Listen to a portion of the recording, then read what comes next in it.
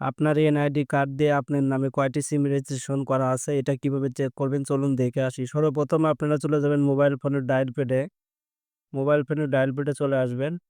Mobile ফোনের dial প্যাডে আসার পরে এখানে ডায়াল করতে হবে *16001#। এটা লিখে আপনারা ডায়াল করে দিবেন।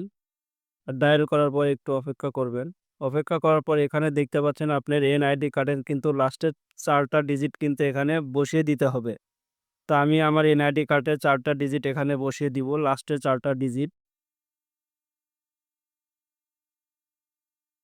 আমি আমার এনআইডি কার্ডের লাস্টের ৪ টা ডিজিট বসিয়ে দিলাম। বসিয়ে দেওয়ার পরে এখানে দেখতে পাচ্ছেন ক্যানসেল এবং সেন্ড লিখা রয়েছে। তো আপনি যেটা করবেন সেন্ড করে দিবেন।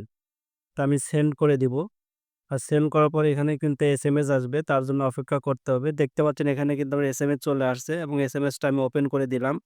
ওপেন করার পরে আমার নামে কতগুলা সিম রেজিস্ট্রেশন করা রয়েছে সবগুলা কিন্তু আমি এখান থেকে দেখতে পাবো।